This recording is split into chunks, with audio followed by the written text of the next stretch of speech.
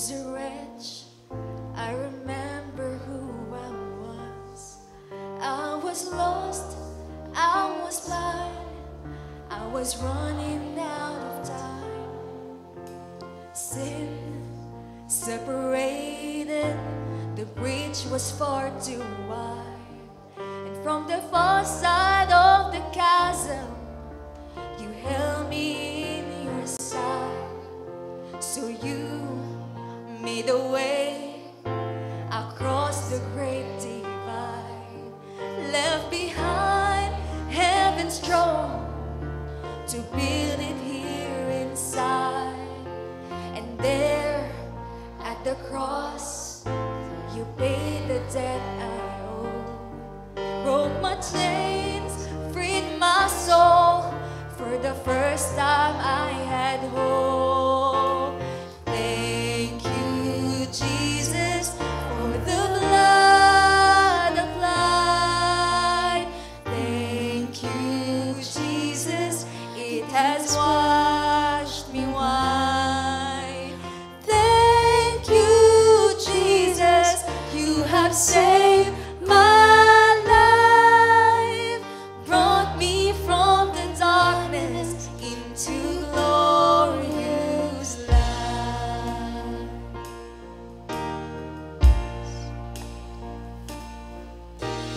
You took my place, laid inside my tomb of sin. You were buried for 3 days, but when you walk right out again, and now death has no sting, and life has no end. For I have been transformed by the blood of the Lamb. Thank you, Jesus, for the blood of life. Thank you, Jesus. Thank you, Jesus, it has washed me white. Thank you, Jesus, you have saved my life, brought me from the darkness into glorious light. There is nothing stronger than the wonder-working power of the blood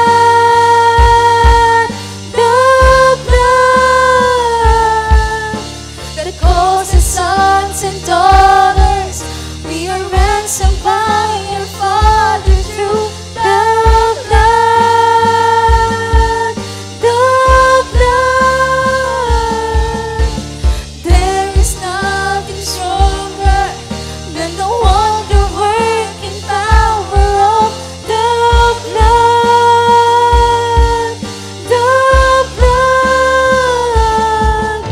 that causes sons and daughters.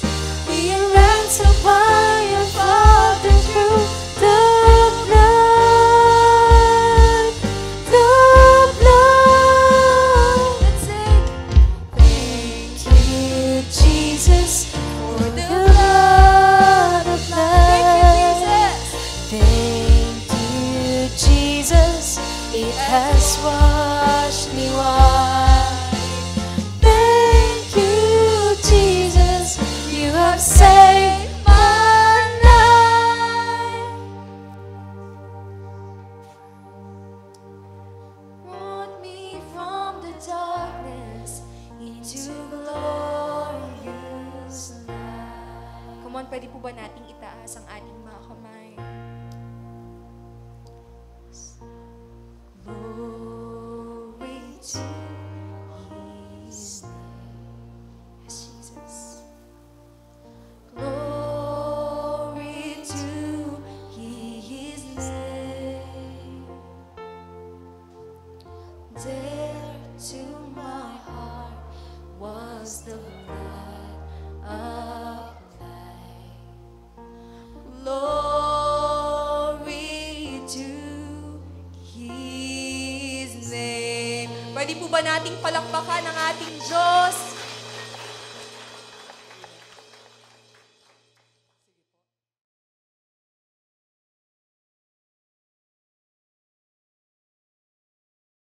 Isang mapagpalang araw sa atin, Zion Christian Fellowship Baliwag, at sa lahat po ng mga Christians, disciples na patuloy po na sumusubaybay, maagapay, patuloy po na sumusuporta at tumutulong po sa atin pong online ministry ng Zion Christian Fellowship Baliwag. Sa ating mga Destiny Helper, pagpalain po kayo ng ating Panginoon.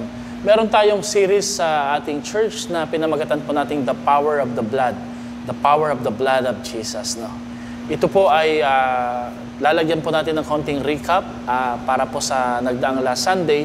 Tutuloy po natin sa continuation po sa message pong ito para po sa ating midweek worship service and prayer gathering. The power of the blood. No?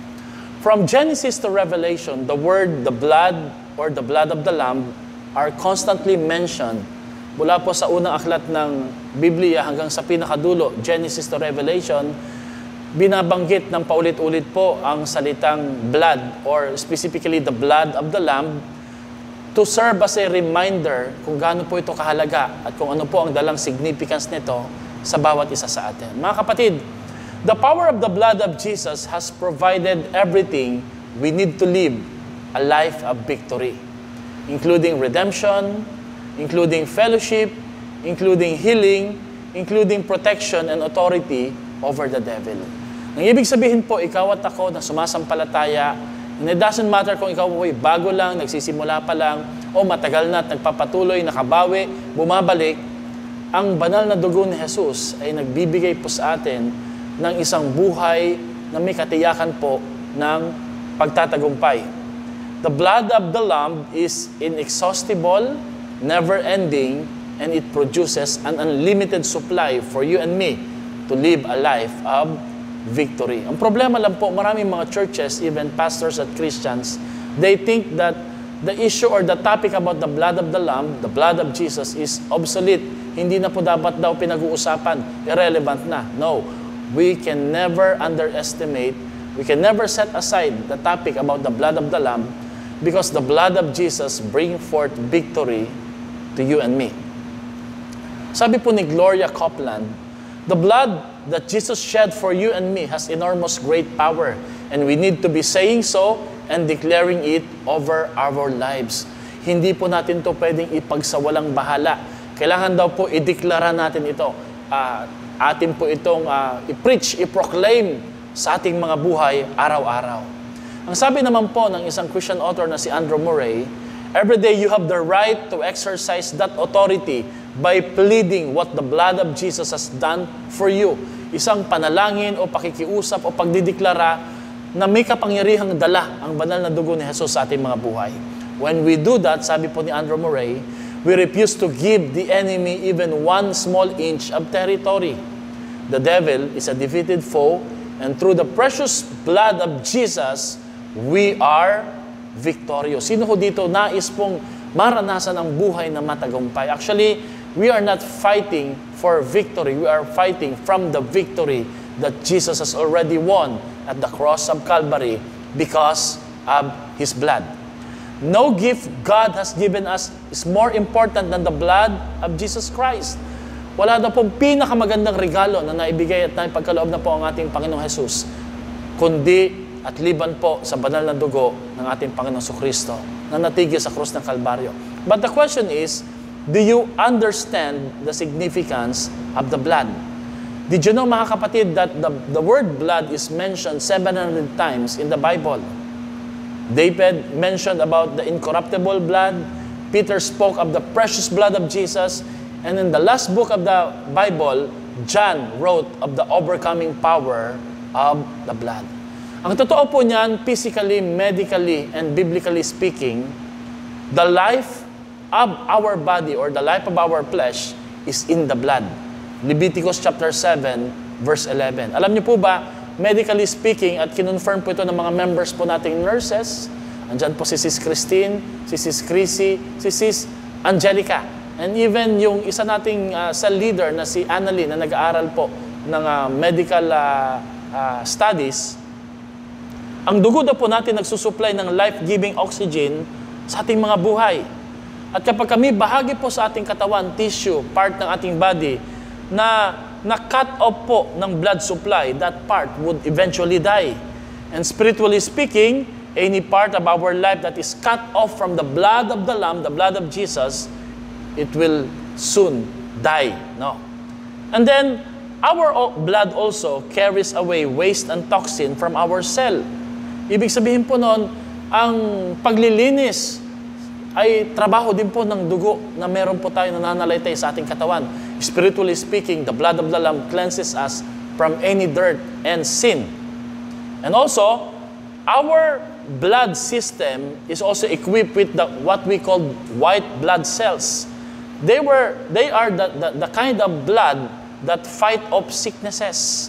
Ito daw po ang nagdi-destroy sa mga bacteria o sakit that try to invade our body.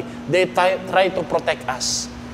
And spiritually speaking, the blood of the Lamb, the blood of Jesus, protects us from any attack or satanic, demonic attack coming from the enemy.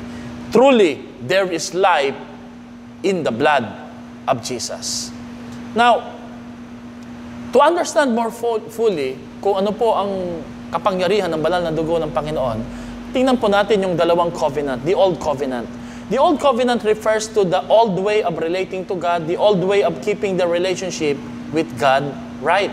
Kasi po, noong unang panahon, ang ginagawa ko nila para maging ayos, mapatawad sila sa kanilang kasalanan, magkaroon ng kasunduan ang relasyon ng tao sa Diyos, kailangan po nilang pumatay at mag-alay ng sakripisyo ng isang tupa, ng isang hayop na 1 taon po ang edad at wala pong kapintasan, walang sakit.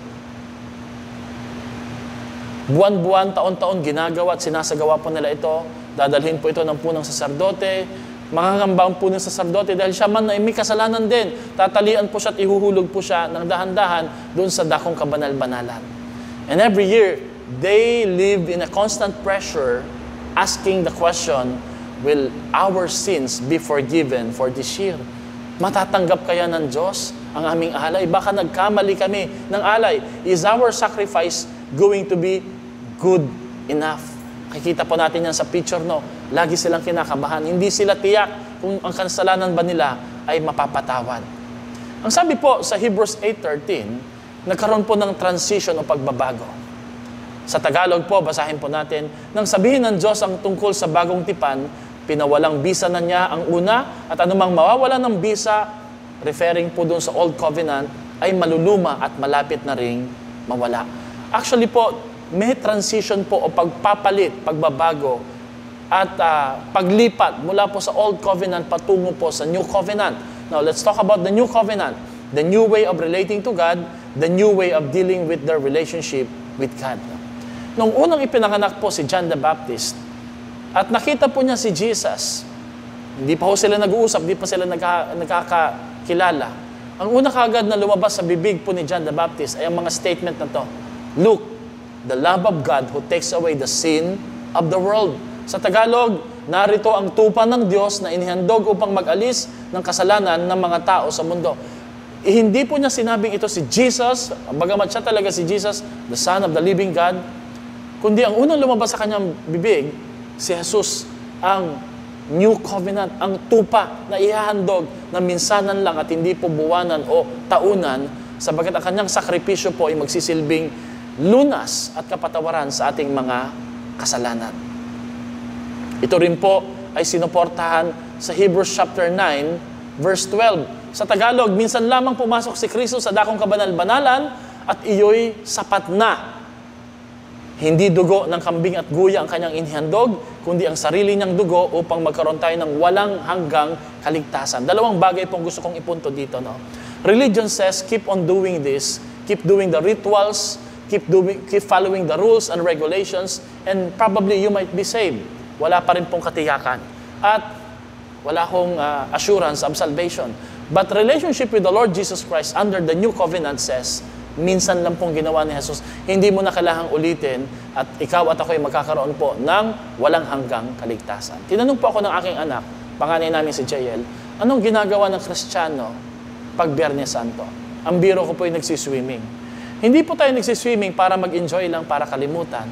We do those stuff because hindi na po natin kailangang ulitin ang ginawa ni Jesus. Because it is once and for all sacrifice, complete, full, satisfied, at tayo po ay may katiyakan ng kaligtasan kung kikilalanin, tatanggapin natin si Jesus as our personal Lord and Savior. Now, ano pong gagawin natin pag Biyernes Santo? Hindi tayo mamamanata na.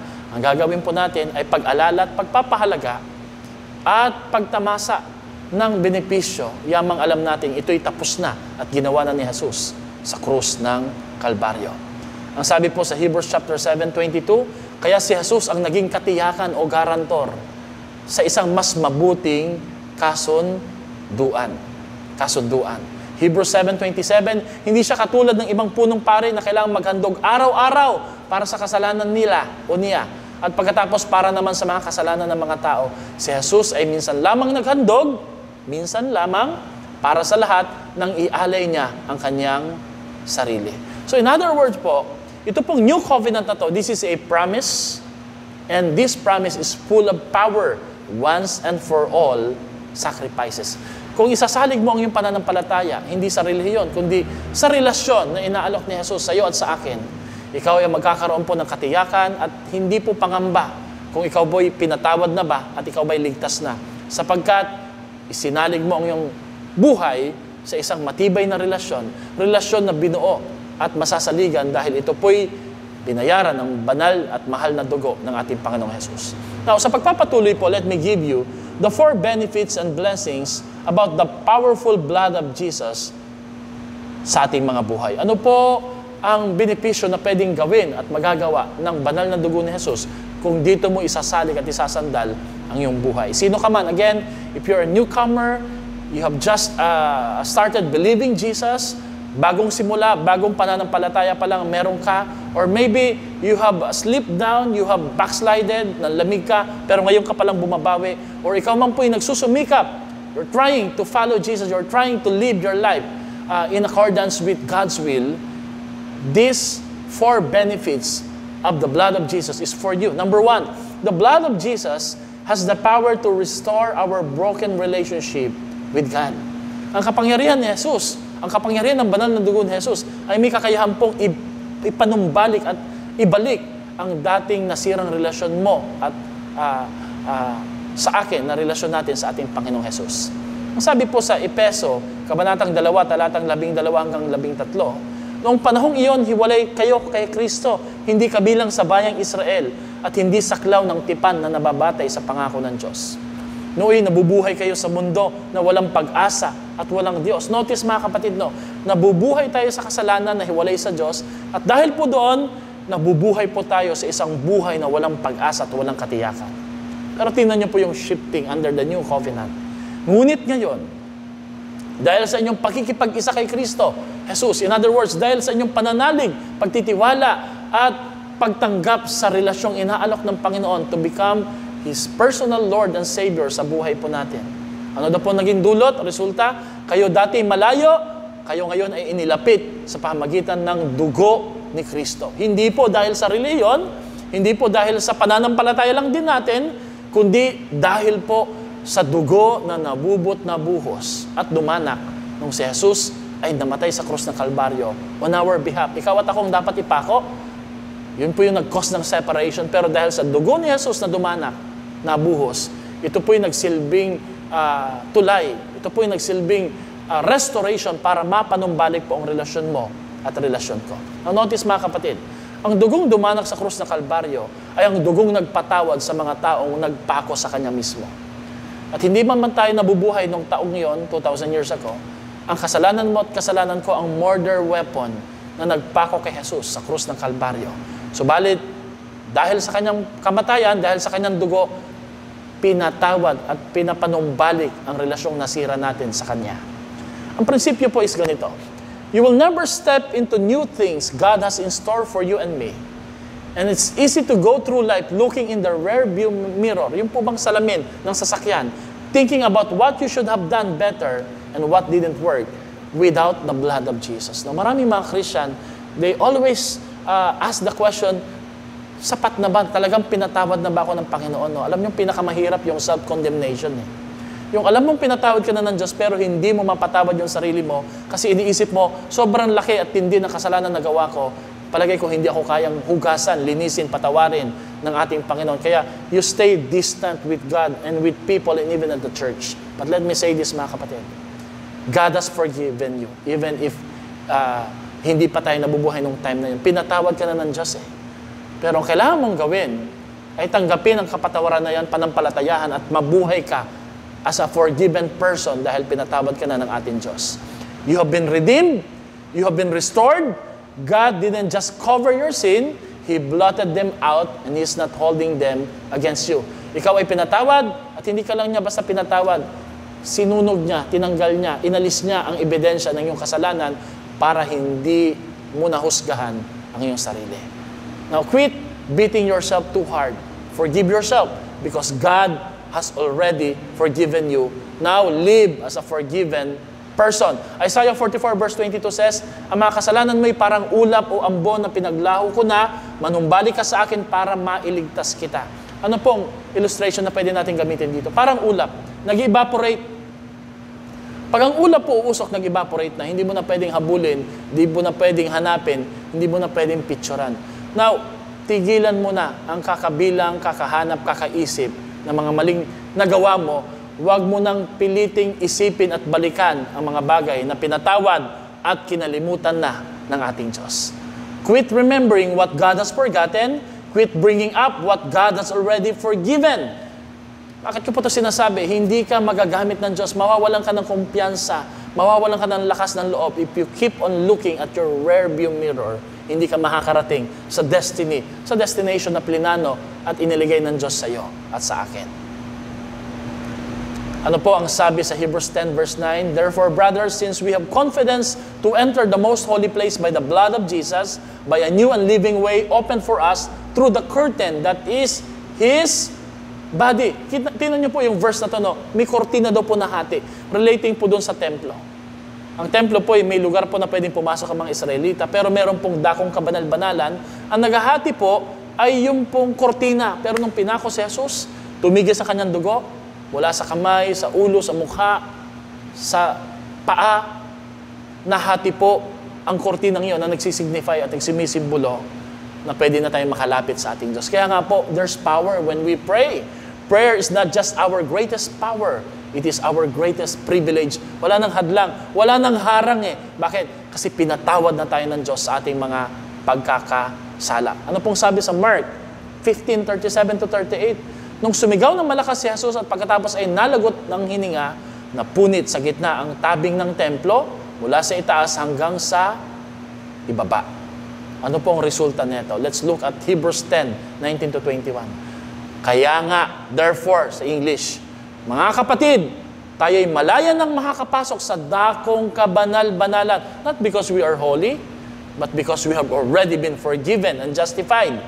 Dahil sa kung saan? Dahil sa dugo ni Jesus. Binuksan niya para sa atin ang isang bago at buhay na daang naglalagos hanggang sa kabila ng tabing. At ang tabing na ito ay ang kanyang katawan. Tayo ay may isang pinakapunong pari na namamahala sa sambahayan ng Diyos. In other words, wala nang obstacle, wala nang hadlang. So of course, we don't deserve God's goodness, God's mercy. Wala pong deserving sa grace ng Lord eh. But because of Jesus' blood, because of His love, it what makes us deserving sa pagpapala ng Diyos. Pangalawa, the blood of Jesus has the power to remove the stain of our sin. Yun po bang mantsa ng ating kasalanan? Isaiah chapter 1 verse 18 says, though your sins be as scarlet, they shall be as white as the snow. That's a promise. Alam niyo po, si Shakespeare po, merong isang librong sinulat na Macbeth. Macbeth, no? Si Macbeth po kasi ay may asawa po na ambisyosa na nag-isip at nagsabi sa kanya at binulungan siya, pwede ka maging hari. Kaya one night po, si King Duncan, dahil sa utos at udyok na kanyang misis, pinatay po ni Macbeth using a dagger. Sinaksak po ito sa kanyang katawan ng hari at nung sinaksak po niya yung hari, tumagos po ang patalim at nagdulot ho ito para lumabas yung dugo. At ang dugo pong ito'y dumaloy sa kanyang kamay. At ang utos po ni Lady Macbeth, yung kanyang misis, hugasan mo lang yan. Tiyak na mawawala yan. Tiyak po na hindi na yan makikita. Subalit, nung hinugasan po niya ito, naroroon pa rin po yung guilt. Bagamat nawala na yung dugo, naroroon pa rin po yung guilty feeling na siya'y nakapatay at pinatay po niya yung si Haring Duncan. Yan pong ginagawa ng mga tao. We keep on covering, we try to cover what we did in the past and even at the present, thinking na wala na yan. No? Pero hindi tayo patutulugin ng ating konsensya. Alam niyo pong ginawa ni Macbeth? Nag-struggle po siya sa guilt and shame dahil po sa kanyang kamay na nabahiran ng dugo. Kaya ang ginawa po niya ay humarap po siya sa kanyang kinaroroonan sa isang dagat, karagatan. At nagsalita siya ng isang famous statement sa libro po ni Shakespeare. At ang sabi po niya, "Will all of great Neptune's ocean wash this blood from my hand?" Kaya bang hugasan ito ng dagat ni Neptune? Sabi niya. At ang sagot po niya, "No, rather this hand shall make a multitudinous seas incarnadine." In other words, kahit daw po ang dagat na kulay asul o blue ay mahahawaan ng kanyang kamay na nabahiran ng dugo. Ito po yung magsisilbing incarnadine or crimson-like color.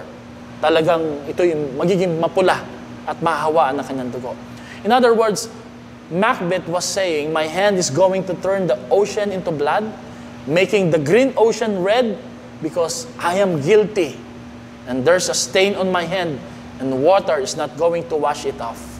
I need something else that can cleanse me from my sin. Have you ever struggled with sin? Thinking na hindi ka pa rin napapatawad ng Diyos.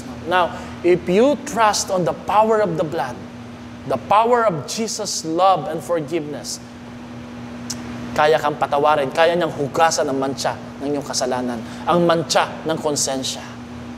Si John Wesley, nung siya po ay one time, nagbiministeryo bilang pastor at lingkod ng Panginoon. Meron pong isang hold-upper na nang-hold up sa kanya. Give me something more. Give me what you have right now. No. Pero ang sagot po ni John Wesley, stop, I have something more to give you. Meron pa akong maibibigay na higit pa sa pera na nais mo. Alam niyo po, ang sabi po ni John Wesley, my friend, you may live to regret this sort of life. If you ever do, here's something to remember. Ano pong sagot ni John Wesley? This is many year or century ago. No? Sabi niya, the blood of Jesus Christ cleanses you and cleanses us from all sin. Kahit nagawa mong mag-hold up, nabuhay ka sa kasalanan na yan, ang banal na dugo ni Jesus ang huhugas sa iyong pagkakasala. Tumigil po ang hold up, pero umalis pa rin, dala-dala po ang na-hold up kay John Wesley. One time, pagkalipas po ng maraming taon, nagmi-minister po si John Wesley. Nakilala po niya uli ang lalaking ito, but this time, siya po yung lingkudan ng Diyos at nangangaral po ng mabuting balita. At alam niyo po, ang sabi po ng lalaking ito na dating hold-upper, utang ko sa iyo ang buhay ko na binago ng Diyos. Utang ko sa iyo. Dahil nung narinig ko na kaya pala akong patawarin ng banal na dugo ni Jesus, ako'y nagbago, ako'y nagsisi, ako'y nanampalataya sa Diyos, at ako'y naglingkod, at sumunod ako'y ministro na ng ating Panginoon. Alam niyo, sabi ni John Wesley, no, wala kang utang sa akin. Pero utang mo ang pagbabagong yan sa precious blood of Jesus Christ that cleanses us from all our sins. Mga kapatid, bawat isa po sa atin dito, may pagkakataon, may chance na makaranas po ng isang buhay na binago at nagbabago at may kakayahang magdulot ng pagbabago sa ibang mga tao. Only by the blood of Jesus. 1 John 1:7 says, but if we walk in light as He is in the light, we have fellowship with one another. And the blood of Jesus, His Son, purify us from all our sins. Pangatlo, the blood of Jesus has the power to release an overcoming spirit. Ang banal na dugo ni Jesus ay pwedeng magbigay sa atin ng spirito at buhay na mananagumpay. Revelations 12:10-11, for the accuser of our brothers and sisters, Satan, accuses us day and night. Pero ang sabi dito sa verse 11, but they have been defeated him by the blood of the Lamb and by their testimony. Natalo na po si Satan sa pamagitan po ng banal na dugo ni Jesus. Ikaw po ba'y may pinagdadaanan ngayon? Ikaw po ba'y may hamon, may problema na kinakaharap? You can overcome only by the blood of Jesus. Isa pong sikat na boxer, ang gagamitin kong illustration dito, si George Foreman. You know what? George Foreman has fought Ali, Fraser, pero isang bagay pong hindi natin alam, si George Foreman came to know the Lord. He became a Christian. He even became an inspirational speaker, no? Alam niyo po, ang kanyang patutuo testimony is ganito. When I was a boxer in the 1970s, sabi niya, I was punched in the face by Joe Frazier, knocked out by Muhammad Ali, and knocked down a few times by Ron Lyle. Pero sabi niya, lagi akong bumabangon. At kahit na knock-out na ako at napatumba po ako sa isang round, bumabangon ako sa dulo po ng laro ng boxing, sabi niya, sa mga nakalaban ko na yon, lagi akong nananalo. Wow, ano po yung sikreto niya? Ito daw po yung secret niya na pwede po natin gamitin sikreto din. Sabi niya, lahat ng laban na yon, meron lang pong iisang pagkakapare-pareho. Na sila po'y natapos. At natapos ko, at sa dulo, ako ay nanalo. In fact, isang bagay po ang sekreto ko, hindi ko na maalala ang sakit ng suntok at pagbagsak ko. Nakalimutan ko ang paghina ng mga tuhod ko, ang mga sugat sa mata ko. In fact, kung wala daw po yung mga film ng fights, yung pong mga recording, nakalimutan ko lahat yun. Hindi ko na maisip at hindi ko na maalala na ako pala yung na-knockdown sa isang round, napabagsak, humina yung tuhod ko, dumugo yung mata ko. Pero isang bagay ang ginawa ko at ginagawa ko. I don't let the pain and disappointment lodge me inside. Hindi ko hinahayaan na ang sakit, pasakit, at pagkadismaya ang magpapabagsak sa akin at magpapamanatili sa akin ng matagal doon sa canvas. Mga kapatid, ang ganda pong paalala, mga kapatid. Masasaktan ka, matatamaan ka, pero bangon dahil nasa dugo mo nananalaytay ang dugo ni Jesus na higit pa sa mananagumpay. I also shared a story about a rattlesnake who bit a sheep. Meron pong isang pastol ang nagkwento na ang kanya daw pong tupa ay tinuklaw ng isang rattlesnake na kamamatay, makamandag na rattlesnake. Nung tinuklaw po ang kanyang tupa, namilipit po yung mukha ng tupa na to, na talaga pong nagpapahiwatig na siya, nasasaktan. Pero hindi po alam ng rattlesnake na to, akala niya napatay na po niya yung tupa. Nasa dugo po pala ng tupa ang isang antidote laban sa isang rattlesnake. The sheep was swollen for about 2 days, but the blood of the lamb destroyed the serpent's venom. Kaya hindi raw po siya nag-alala masyado. Sa una nag-alala siya, nakita niya na talagang kakaiba po yung kondisyon ng kanyang tupa. Pero after 2 days, the sheep didn't care. He kept eating, he kept drinking, and he kept walking because he knew inside he was fine because of the blood that he had in his veins. Ano pong lesson, mga kapatid, sa kwentong ito? Don't worry about the serpent or his bite. Just be sure that the lamb's blood flows through your veins. Ang dugong nananalaytay na kay Jesus ay tiyakin mong nananalaytay din po sa iyong dugo, sa iyong katawan, kung ikaw ay kumilalan at tumanggap kay Jesus bilang sarili mong Panginoon, tagapagligtas. Now, Satan will always attack us, distract us. Most of the times, serpents of this life will reach out and bite us. They will inject their poison into us, but they cannot overcome the blood of the Lamb that washes away the sin of the world and the sting of death. So don't worry about the serpent's bite. Just make sure that the Lamb's blood is flowing through your veins. Lagi mong tatandaan, you have the blood that can overcome any challenges in life. Kaya ang sabi po sa Romans 8:37, this is my message this coming Sunday. In all things, we are more than conquerors. Dahil ba sa atin? No. Through Him, through Jesus Christ that loved us. And how did Jesus show this love to us? When His blood was shed on the cross for you and me. Mga kapatid, can I just remind you, ngayon mo sabihin, Pastor, matinding problema ko, hindi mo alam eh. But can I just remind you that the blood inside you is not an ordinary blood. That's the blood that defeated the enemy, the blood that crushed Satan's head, the blood that took the keys of death and hell, the blood that causes the demons to tremble. It's not an average blood or typical blood. It's the blood that opened the blind eyes, cured the lepers, and gave Peter the ability to walk on water and calm the seas. It's the blood that restored the woman caught in adultery. Kaya mga kapatid, Pag nagpipray po tayo, pag tayo po'y nananampalataya at may hinihingi tayo kay Lord, huwag po parang piling paawa. Kailangan po, we are confident of the authority na meron po tayo galing kay Lord.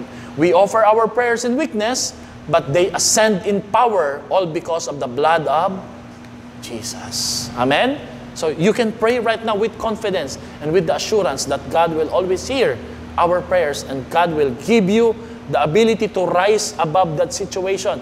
Kapatid, malalagpasan mo yan. Hindi iyan ang katapusan ng buhay mo. Ang depresyon, ang kalungkutan, ang stress, ang kawalan, you can overcome all because of the blood of Jesus. Panguli, the blood of Jesus has the power to renew our zeal and commitment to Him. Pwede niyang papanumbalikin ang iyong paglilingkod at init at alab ng pagsunod sa ating Diyos. Sa Exodus 12 verse 13, ang dugong ipinahid nyo sa hamba ng pintuan nyo, ang magiging tanda na nakatira kayo roon. Kapag nakita ko ang dugo, lalampasan ko ang bahay ninyo at walang salot na sasapit sa inyo kapag pinarusahan ko ang Ehipto. Mga kapatid, alam natin yung kwento. Nagkaroon po ng salot, sumpa, sa katigasan ng kanilang ulo, puso, pati ang Israel, nalayo din sa Diyos, nakibagay po sa kasalanan ng Ehipto. Nagkaroon po ng disiplina ang Diyos sa kanila, nagkaroon po ng sumpa. Pero sabi ni Lord, maliligtas kayo kapag pipiliin niyong ipahid ang dugo ng kordero na nabubo ang dugo sa hamba ng iyong pintuan. Fast forward po tayo ngayon sa atin pong kapanahunan. This is God's challenge for each and every one of us.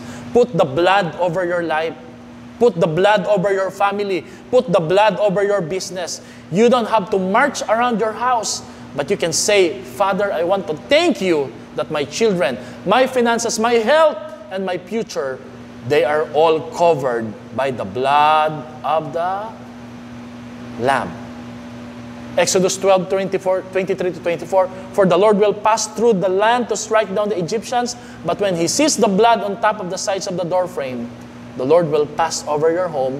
He will not permit His death angel or destroyer to enter your house and strike you down. Lalagpasan ka ng karamdaman, ng kamalasan, ng kahinaan, ng kawalan.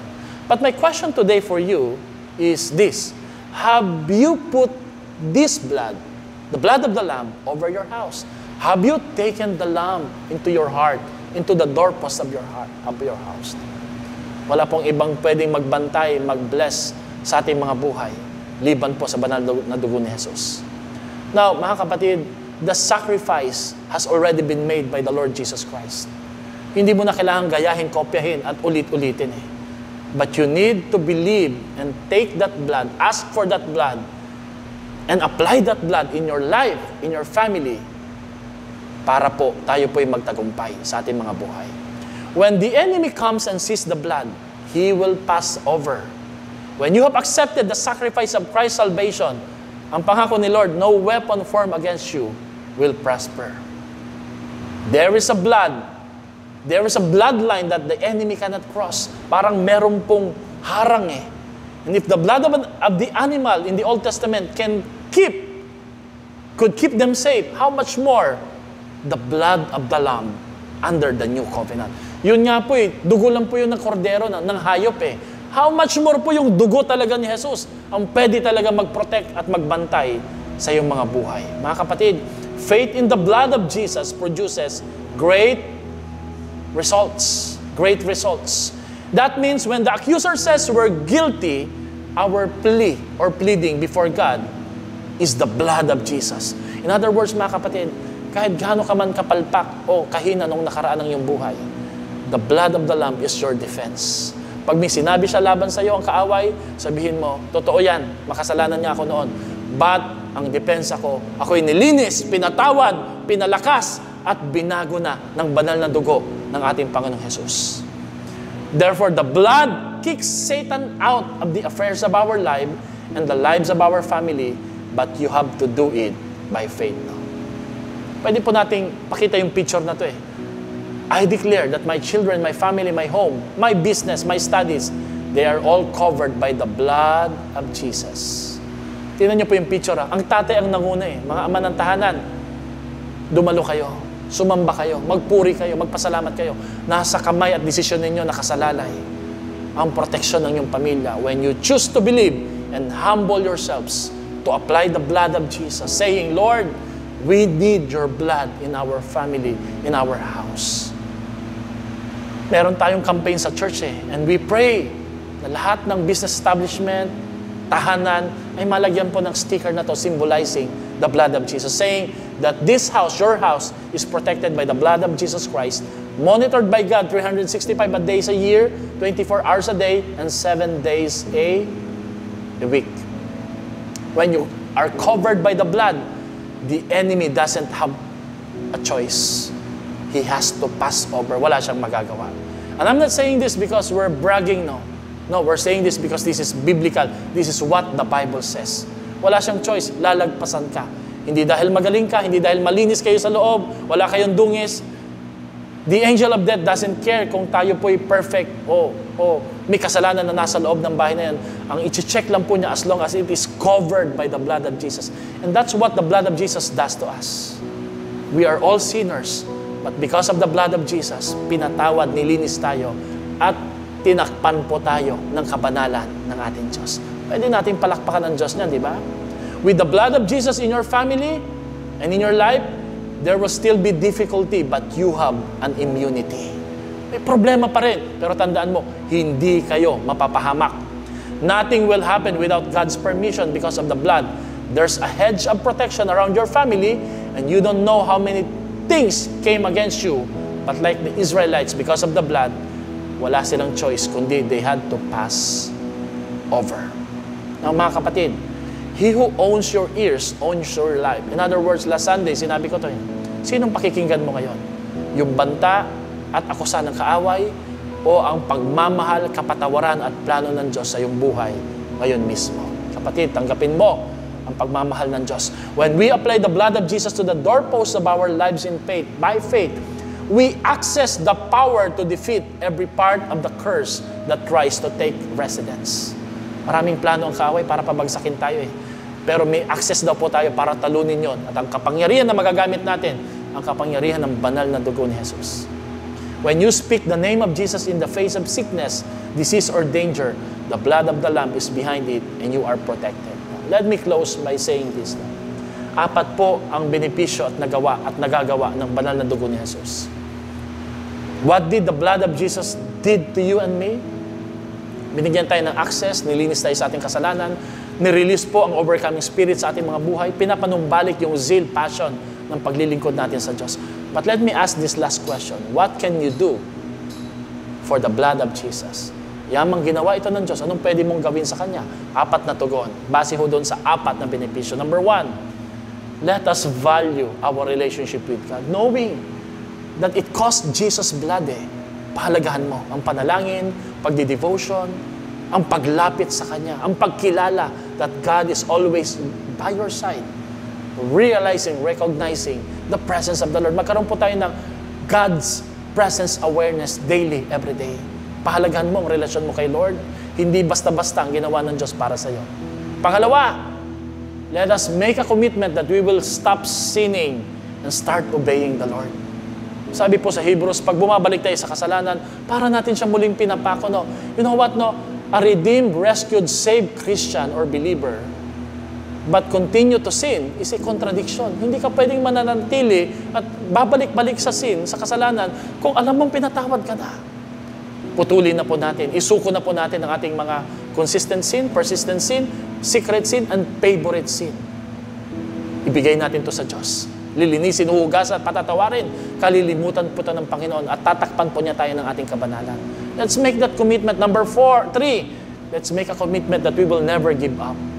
Kung binigyan po tayo ng release ng overcoming spirit ng Diyos, no?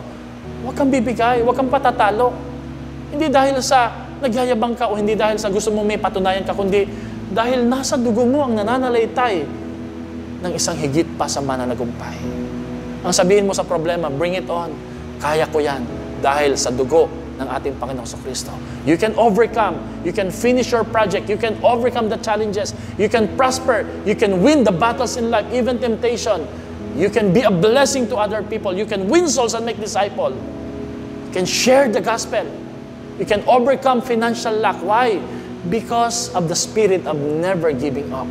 dala po ng banal na dugo ni Jesus. At panghuli po, knowing na tutulungan tayong manumbalik ang ating zeal at passion kay Lord, let's make a commitment that we will love Him with all our life. I mean, if not Jesus, then who?